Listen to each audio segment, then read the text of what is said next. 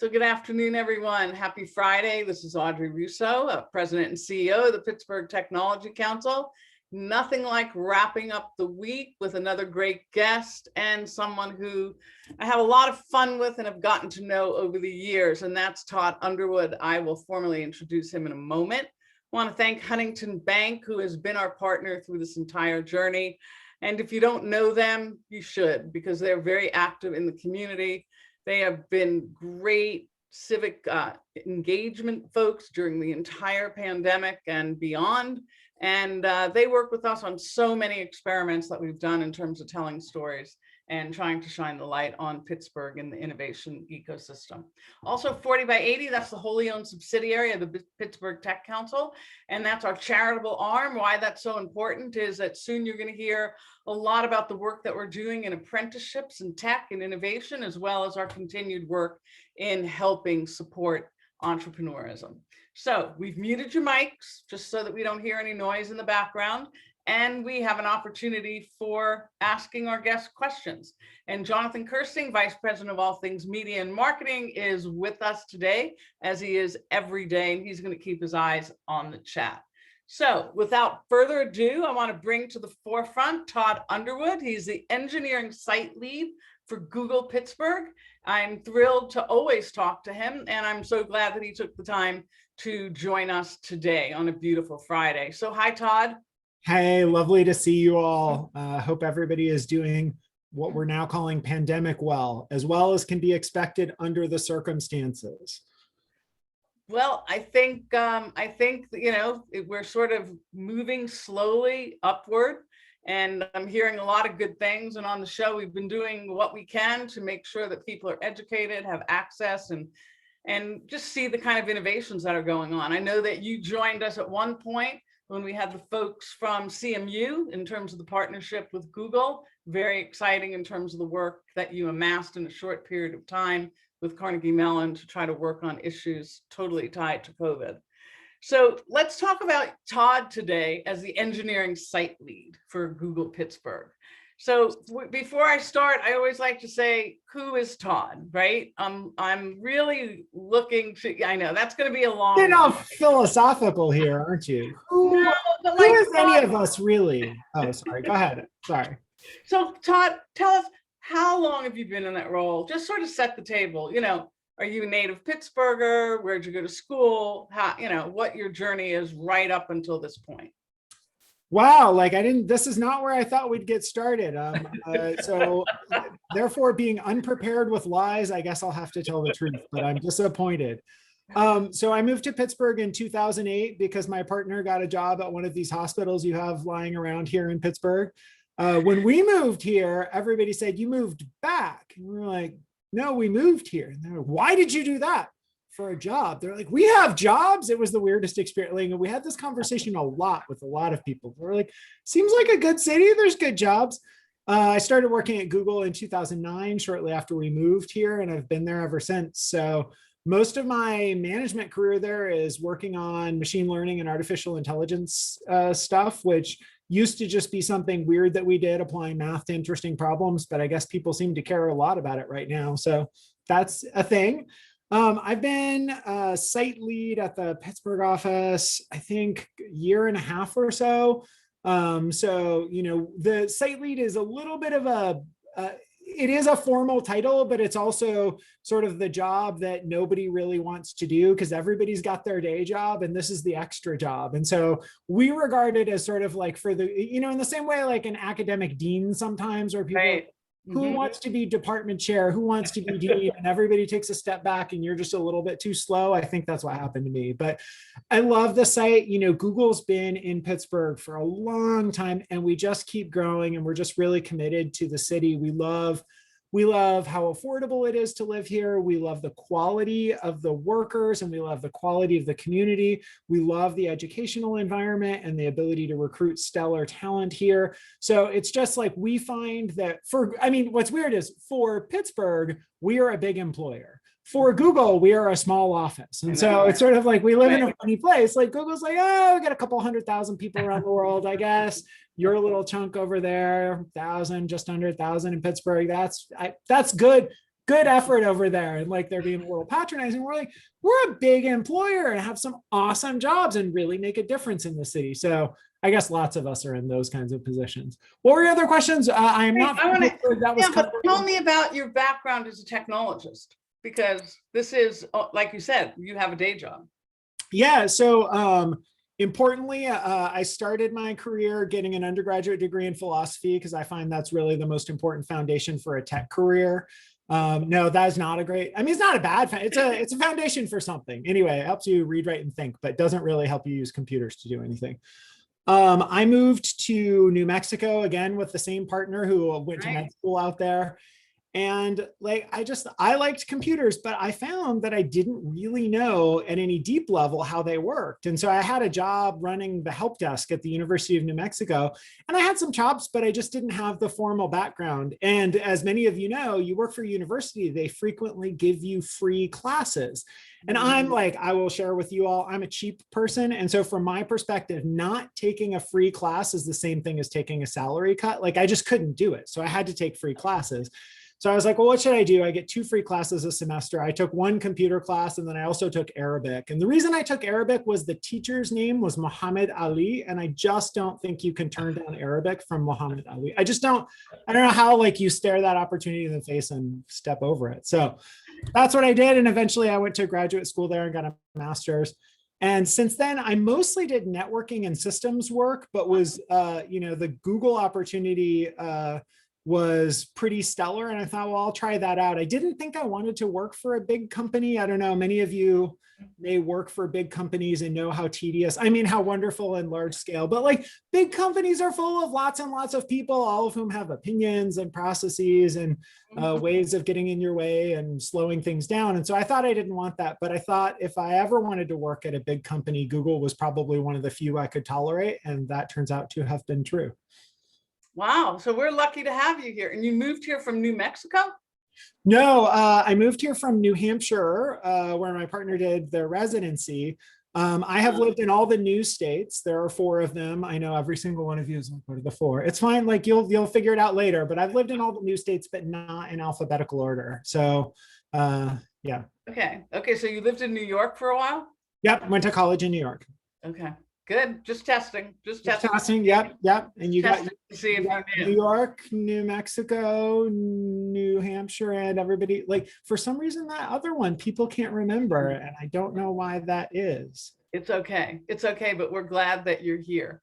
And no BS. We really actually are glad that you're here because your personality and ability to sort of not just do the stand-up comedy that we're talking about right here, but your ability to sort of bring some pragmatism in terms of, Google's presence here and being a great ambassador is really very noteworthy. So no, really no BS, because I think that really matters. While you are a big employer here, you are a small piece of Google, and people tend to forget that here. We think it's all Google. Google's done all this, but in all fairness, when I worked at Maya Design and Google hired the first engineer away from us, and I was like, Google's here? How is that true? If I recall correctly, we hired quite a few engineers away from Maya Design. I know you did, but Sorry, that was not me, but apologies for that. That they were great engineers. Right. But I actually went over and said, let me meet this Andrew Moore person to find out what the heck is going on. And there were about 12 people over at Carnegie Mellon at the time doing pretty incredible things. So who would have thought? Fast forward now. So now there's all this talk about the Pittsburgh office constantly evolving, to support different needs at Google and growing. So can you talk about teams, products, some of the things that might be a mystique to the rest of us who are not inside of Google, but we speculate? Yeah, for sure. I think one of the, so the good part about Pittsburgh is from a technology perspective, Pittsburgh has some stunningly good advanced technologists. So we're talking, people who are really on the cutting edge of very difficult stuff. That's great for us at Google because A, we need some of those people, and B, like we can actually take advantage. Like we have a large enough scale of operations that it's not just, rocket science in the corner. It's like actually applicable to things we do. So The bad part about that for an event like this is a lot of the things we work on aren't super consumer visible. So when I came to Pittsburgh, I was working on making the system that targets ads more reliable. And I don't know how many people fell asleep in the middle of that sentence, but I would not be surprised or sad to learn that you did. It doesn't sound very interesting. You know, the way I would explain that system is, ads are what makes the internet free right now. So if you don't have ads, you got to come up with some other way to pay for all of the stuff we love. And I'm not saying I love ads, because I absolutely don't, and I probably feel similarly about them as many of you, but they are the thing that makes the internet free. And if we're going to have ads, they should at least be useful. They should at least be not terrible. Let's go for not terrible. So the system that I worked on to start with at Google was a system whose objective was to make the ads not terrible, so that when you do a search, you search for lawnmowers, I don't give you ads for undershorts. I give you ads for other things related to lawnmowers, maybe seeds, maybe sharpening services, maybe lawnmowers themselves. Now, you don't have to click on any of those.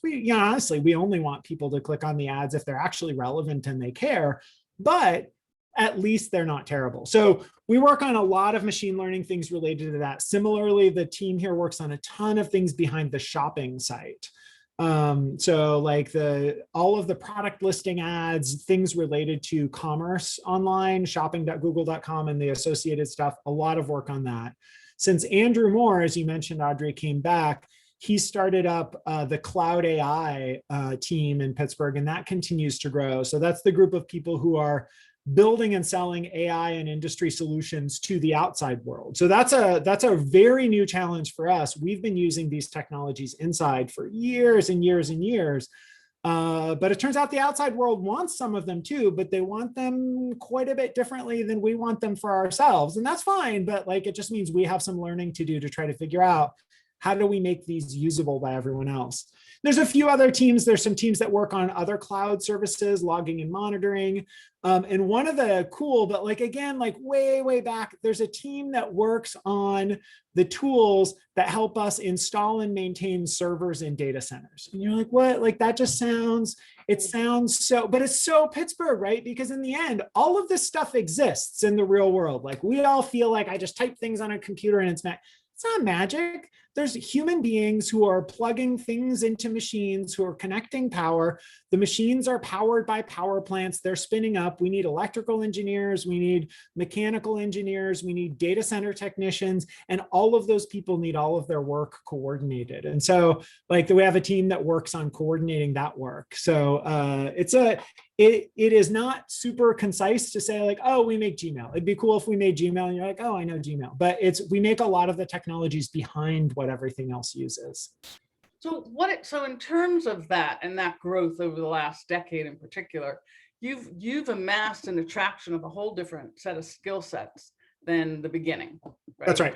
That's right. It has really changed. So what is the complexion? Can you just talk about what the complexion is of the Pittsburgh skill sets, just in rough percentages, like, how many are in, this field, or how many, you know what I'm saying? Like, I do know what you're saying. So at a high level, it's still completely an engineering office. So we're at like 90 mid%, 90 low% engineering. And so in Google, like, engineering is king, and which is funny, right? Because like the sales organization should be a lot more powerful than they are, but I know something culture, blah blah blah. But it's mostly engineering. But we do have a small sales presence. We do have a customer engineering and customer support group that's growing. And then within engineering, there's also, I don't have good numbers on this, but within engineering, we started with some very, very hardcore machine learning specialists and a few very senior experts in some of those technologies. But since then, we've gone well into the like generalist space. So we hire, user interface, user interaction designers. We hire, front-end software engineers. We hire systems engineers. We hire generalist software engineers who, work on a huge variety of things. So we've really turned into a general engineering office with a whole lot of options for a bunch of different people. So what's the impetus for this next surge of growth? Well, I think, one of the questions that we looked at, and I imagine all of you did too, is what's next? Like, what a year. Let's take a big breath for a second. What a year. Okay. No, we are all, and I would imagine all of you as well, are in the unenviable position of predicting the future, as we so often find ourselves. Okay, so we need to predict what work is going to look like, what our business is going to look like, and how those things land here in Pittsburgh for the next. And real estate doesn't work on quarter basis, month basis. Real estate works on the decade basis. So we're like, what does the next 5 to 15 years look for us in Pittsburgh? And when we looked at that, what we saw is we just keep growing here. We're not like, we're growing in a super Pittsburgh way. We're not doubling year on year. Like, do you all remember like the financial crisis hit and the housing crisis hit and Pittsburghers flipped out because house prices went flat and went down by 0.5% one year and thought the world was ending. Meanwhile, like Arizona is like melting into the ground and the rest of us are like, well, housing prices used to go up 3 or 4% and now they went down 0.5%. The world is ending. You're like, no, we didn't get the huge boom, but we also didn't get a bust. We just kind of did the thing. And so we're just kind of doing the Google version of that. Like, we grow relatively quickly compared to lots of employers, but we're just kind of growing steadily and thoughtfully. But when we look at that, we say, we're here for the long haul. And we're actually, and what I think is interesting is then let's bring it locally. Like, where do we want to be in town? Like, so we frankly just are starting to outgrow the spaces we have. It's not urgent, but like, you know, again, looking at this long time, we're like, well, should we stay? Bakery Square was, I don't know how many of you remember this. Bakery Square was a huge risk for Google. And it was considered to be a bold and wacky choice. Like, the whole city was like, wait a second, the cookie factory, you're going to the cookie factory, like blah, blah, East Liberty never works. Larmer is terrible. Tech companies won't work there. And like, to his credit, Andrew Marr's like, no, the space is going to be great. And like, he had a vision. And so we're there, we're like, we've looked at all over town, and like for the foreseeable future, we're going all in on that part of town and in our current campus. And so when we look at that, we're like, well, what do we need to do? We need more space. So we took advantage of some of the timing of employees being out of the office to accelerate and shift up some of the development schedule. So you know, we develop, when we do construction and build outs, we do it anyway, but we usually pay for that work to be done overnight so that we can still have employees undisturbed in the adjacent spaces. That's very inconvenient for the workers. It's very expensive for everyone. Well, now we're just like, nobody's here, just go. Build as fast as you can, as quick as you can, which is great. The thing I'm most excited about, though, Audrey, is like the ground floor. So I don't know how many of you have been to Google's Bakery Square space, but it's hard to find. You just go and you're like, how do I get into this building? One side has a huge wall. The other side has a dead end at a parking lot. I don't understand where the entrance, I don't understand how to access this.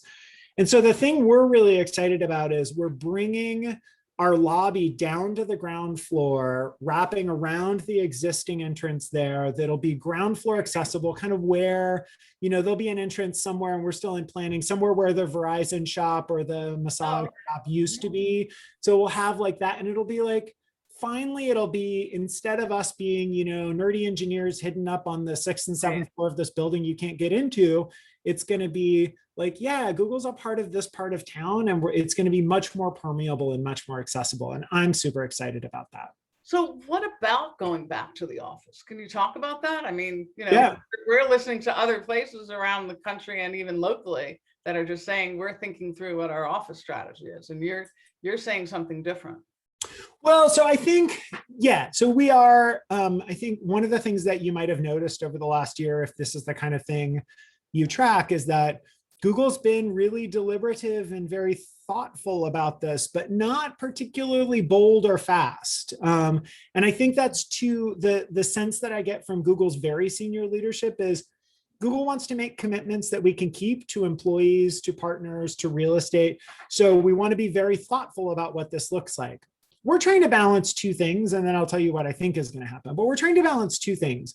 One is we're trying to balance in the long term. So in the short term, we're all trying to balance a pandemic, and we're not going to go back to the office until it's safe. And when we do go back to the office, it's going to be slow, and it's going to be measured, and it'll be opt-in. So none of what I'm talking about now is about this summer. I'm really thinking about what does the future look like in the long run? So let's pretend we all actually get vaccinated and we actually take care of SARS-CoV-2 and things look very different in 2022 than they do in 2021. I would like to pretend that. If you do not agree that that is the likely future. We'll go through. Okay, we'll pretend that. Good. So pretend. what we think in the long run is we got to balance two things. One is we need to balance employees' needs to be productive. And the second is we need to balance employees' needs to collaborate with each other. Those are not the same kind of work, and they're not the same either. Like all kinds of professional lawyers have this, marketing people have this, bankers have this. There's times where you need everybody else to shut up and just need 2 hours to do some work. And then there's times you got a lot of questions and you need to brainstorm with someone or you need to sort something out. So we have observed that the range of those activities is pretty big. And not everybody wants to do every one of them at the same time. So what's tricky for us is, Audrey, if you and I are on the same team and you never want to come into the office and I sometimes need your help, we're gonna have to figure that out, right? Because like if I want to brainstorm with you and you never want to be in the office, that's not going to be great for me. And it might show up as you're doing an amazing job and I can't get anything done, which as a manager, that makes it hard for me to figure out what's happening here. Audrey's doing all of his work, her work, Todd's not getting anything done. What is happening? What's happening is Audrey's hoarding all the information and refusing to collaborate with Todd, as is always the case. She's always the case. But you see what we're trying to balance those. Right. What we have observed is the range of what people want is pretty big. So some people want to almost never come into the office. Some people want to always come into the office. And there's everywhere in between. And it has to do with your workspace at home. And it has to do with kids and family and commutes and school and parent-teacher meetings and older relatives and church responsibilities, all this stuff. Like real human beings have stuff to do. This like we have lives, which is great. So I think what we're expecting is we're going to have offices. The way we use those offices is going to be pretty different from what it used to be. So we used to be almost everyone, almost every day in some office. If you might travel to another site, but almost everyone, almost every day. And I think what we're going to end up with is a lot more variation by team and by product area and by work, so that some people are going to be mostly work from home with coming into the office, once or twice a day. And we've announced sort of a once or twice a week, we've announced sort of a 3-2 model that might work where, 3 days in the office, 2 days out, or 3 days out of the office, 2 days in. That might work for some people. We have always had a very small number of people who are completely remote, except for like once every month or 2 or 3, they would come in to work with their team. We'll probably have more of those people, but we're definitely going to have people who are like, have young kids at home, have someone who is taking care of those young kids do not understand work. They do not understand, don't talk to me now. But that's not a thing, right?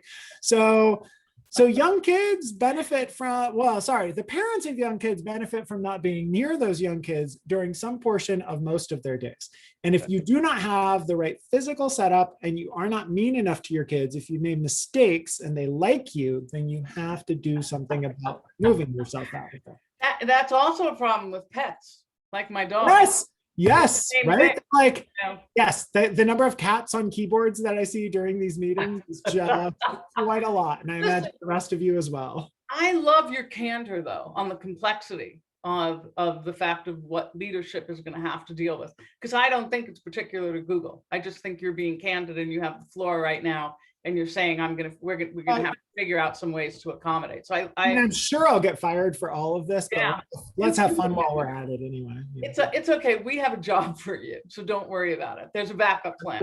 Excellent. And so, but what about, as we wrap up this conversation, there's so much that we can talk to you about. Here you are in terms of the mothership of Google, this being sort of like a little bit of a fleck in terms of their offices around the world or around the country. What is their view now? What is the view of the mothership and people there about Pittsburgh? Because there used to be a lot of conversations about the view of Pittsburgh to Google, the housing prices and the way that you live and et cetera. Where is it now? So I'll say a super high point and then a low point. So the high points are, we are regarded as an incredibly productive office full of some of the most productive and talented people in the company. Our turnover is astonishingly low because we hire, like, it's not the Bay Area where people Right. have a million other jobs, but it's also not that kind of culture. Like, people have a work-centered, honorable culture. We are regarded as an office with great work-life balance who also gets things done. And people, like, a lot of people are like, well, how do you do that if people aren't working all the time? I'm like, well, brains don't work when they're tired. So just don't make people work when they're tired and we'll get a lot more done. So that is all good. And that's a really strong point. And I think, like, that's been what's given us some of these really important, I know they sound boring to most of you, but they're really important projects that are central to Google's making of money, serving of core customer needs and core infrastructure needs. So that part's good. The one downside is on the subject of racial equity and diversity. This is a very, very white city. It is a very white city. And that is obvious so Google senior leadership wants to give a lot more opportunities for a lot of people of color. One of the good things about Pittsburgh is it is affordable, and we've recruited a ton of people of color to come work for us from other cities on the basis of it's not scary to come to Pittsburgh and pay rent. Whereas, like, sometimes you give someone a job offer in New York, and even if they can afford it, they see some $3,000 or $4,000 or $5,000 rent for a tiny place. And I've never, that's not, just doesn't fit in their head. And that was certainly true for me growing up. So I really think that's the where we need to see the city do better, and Google's going to keep trying, but I would encourage all of you to keep trying. Is this is not a welcoming city for people of color on the whole. Like, this is not an inclusive city, and it's sometimes not a very fair city, and that's going to hurt our ability to grow, because one of Google's core priorities is really to make it a accepting, welcoming place for people of color. And to do that, we have to be in places where large numbers of people of color are happy to live. And I think, like, this isn't always that place, and we need to make it that place. So that's on us, but it's also on all of you, please. No, absolutely. And I think it's a good point. It is a good point. And, there are all of us that are trying to figure out ways to work on this. I've got some ideas on things that I'd like to follow up with you on. We've started an apprentice program that we probably want to talk to you about. Absolutely. That is creating some new pathways. It's, it's not the be all end all, but it's certainly one piece. And, listen, I always love talking to Todd. As you can tell, he is not only just smart, he's a ton of fun. He cares about this place. There's a bunch of questions here. We might have a few moments to grab some of the questions. Yeah, happy to. Can you see some of them, or do you want to? Yeah, so I don't know about the Google Shopping question, but I will try to get back to Ben Talon on that. Advice to students and professionals who are interested in working for companies such as Google have non-traditional backgrounds. I think one of the things we see is, like, go get some progressive experience anywhere, because it's, you can't go from nothing to, like, your dream job right away. But my experience was, work for someone who can't afford to hire the person who they actually need for the job and is willing to give you a chance. Like, that's how I got my career started. Like, Nice. UNM couldn't afford someone who was good at it, so they hired me. And, like, they're like, take a chance, because they couldn't afford the real person. Like, so there are some good opportunities there. Let's see, public schools, yes. Please address Google's diversity associated with women, minorities, especially how current employees are stratified in management. I think that's a great point. I think, like, one of the things that I have seen in organizations that I've worked for is that if you get someone from whatever demographic and from whatever background, and sometimes it's like a cultural, religious, educational background, geographic background, people attract people who feel comfortable with them. That's not bad, that's just true. But what that means is that when you're trying to build an inclusive workplace, you really need to have representation all the way up and down the workplace. And so, because, like, all of us have seen, like, there's a mostly male organization and there's one woman in senior leadership, and guess where all the best women want to work? And, like, it's not irrational, it makes perfect sense. But what that means is you need more than one woman in senior leadership. So I think that's a great point. I'm not in a stellar position to fix all of that, but I will work hard to do my part. You definitely work hard to do your part. So really appreciate that. We have run out of time, Todd. I can always talk to you for longer than the time ever allots. Just so you know, this guy is not only funny and smart and candid, but he's here in Pittsburgh and he's calling us on the things that we need to do. And Google can't do it without us. It's not like we have to say, Google, you have to fix all these things. And you've been just great partners over the years, and really, I'm happy about the expansion. So Todd is a guy that walks at least 25,000 steps a day. I made him get off of his treadmill, but usually when I talk to him, I get pretty nauseous. And he walks all But day. now we're done, so I can start Now walking he's again. done. All right. See him now.